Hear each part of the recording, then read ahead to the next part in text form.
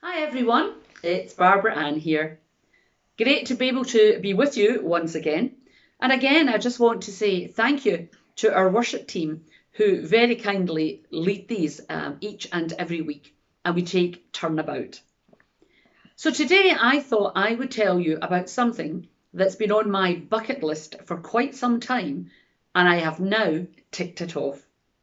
So on my bucket list was to attend the Edinburgh Fringe Festival. Now, a number of years ago on the bucket list also was to attend the Edinburgh Tattoo, which of course I did a number of years ago. So that got a tick. On the bucket list also was a trip to see the Passion Play at Oberammergau. Tick, that's now done. And Esther spoke very well of that last week. So on this list of my bucket list to-do lists, I have got the Fringe, Edinburgh Fringe Festival. So fortunately, just last week, Billy and I headed down to the Edinburgh Fringe Festival.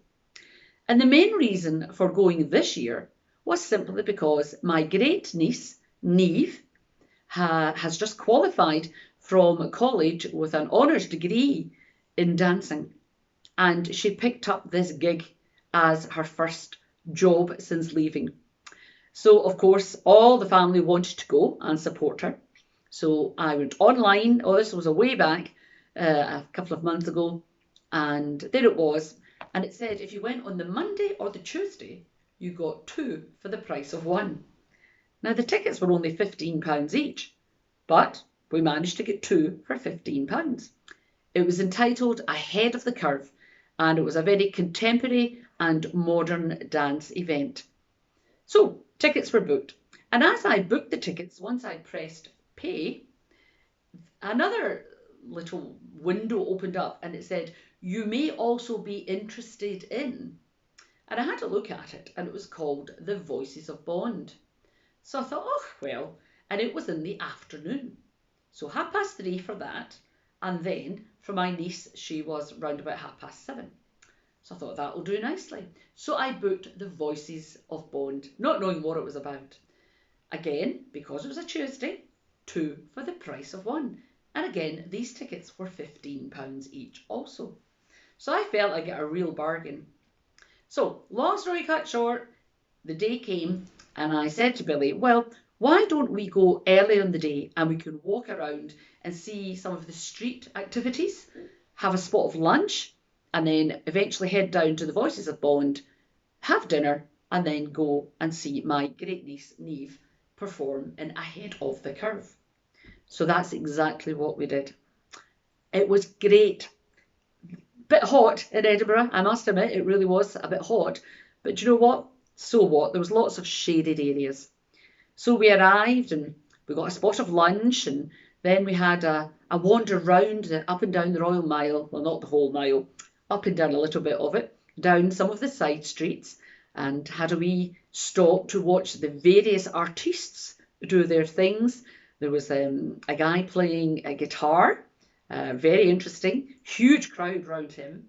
We then wandered up a bit, and then there was a group of three people who were fighting as though they were pirates, and they had a big chest full of jewels, of course, costume jewellery. An artist that was painting, lots and lots of people advertising what they were doing themselves, and giving out leaflets saying, come to our show, it's on here and at that time, and very interesting. Quite a number of police cars and vans just dotted around. Didn't really see many police, saw the cars and the vans. But it was great. You know, wandered around, took lots of photographs. It was heaving, absolutely heaving. And then we wandered up to, on the Royal Mile, to St Giles Cathedral. And lo and behold, there was hundreds of people going in and out of the cathedral. Now, there was nothing on in the cathedral. There was no shows on in there. That was just people going in to have a look at the building, to look at the church. Now, maybe it was because the church was cooler than what it was outside. But there was a huge amount of people in and out, in and out. Can't say whether they were Scottish, British, or we could certainly spot some of the international folk. But yeah, it was great to see the church at its doors wide open and people were in and out. So I thought, that's great. And then just at the front doors, slightly over to the left, there was a cowboy thing going on over there. So we wander over there. And then, of course, we went to the Voices of Bond. It was, as they say in Glasgow, pure dead brilliant. It really was. It was a four-piece band plus a singer. This singer, she was superb. The band were excellent. Not only did they play and sing the theme songs from the Bond films, but they also gave you the background story to them also. You know, about, oh, I'm not going to bore you with all the details, but it was really very, very interesting. And you can ask me about it if you see me. We then left there and we were meeting the rest of our family for dinner in a local restaurant. So we did that, we went and had our meal, and then eventually we left there and wandered down and queued up to get in to see my great niece perform. And needless to say, yeah, boring old auntie here. She was fabulous, absolutely fabulous. Would I even say she was the best there? Of course I would. She was fabulous. But that's me. I'm her aunt. I'm allowed to say that. But she was very good, as was the whole dance troupe. They really were very modern, very contemporary. But yeah, but also hot. Very hot because the air conditioning wasn't really working. But once we left there, we had a great time, said goodbye to the family, up across the Royal Mile, down into Princes Street, back on the tram and out to Ingliston for the car and headed home. A wonderful day. Now, why am I telling you about our day there? Well, the reason I wanted to bring it to your attention is simply because of the number of people. It was hoaching, absolutely hoaching of people. All the shops were busy, all the restaurants were busy, the pubs were busy, the street was busy, the street vendors were busy. Nearly all the shows, the two shows we went to were sold out. Just people everywhere. And I thought, what is it that attracts them to the Edinburgh Fringe Festival? That really got me thinking, because we'd never been before. I know I wanted to go, so this gave me the opportunity. But what attracted me this year, well, was certainly because my niece was there. That was the main one. Two, I've always seen extracts on TV and I thought it looked quite good, so I wanted to sample that. But what attracts all these people, not only from Scotland, but from Britain and internationally? And what is it they've got that we in the church don't have? Because in church worship, that's just on a Sunday for our worship services, but throughout the whole week, we do a whole host of different activities that should attract people to the church building. Because, you know, we want to spread the good news of Christ, of course, that's our main job, but we're there for the community. So we've got two things that we run for people with dementia. And okay, we've got people coming, but not a huge amount.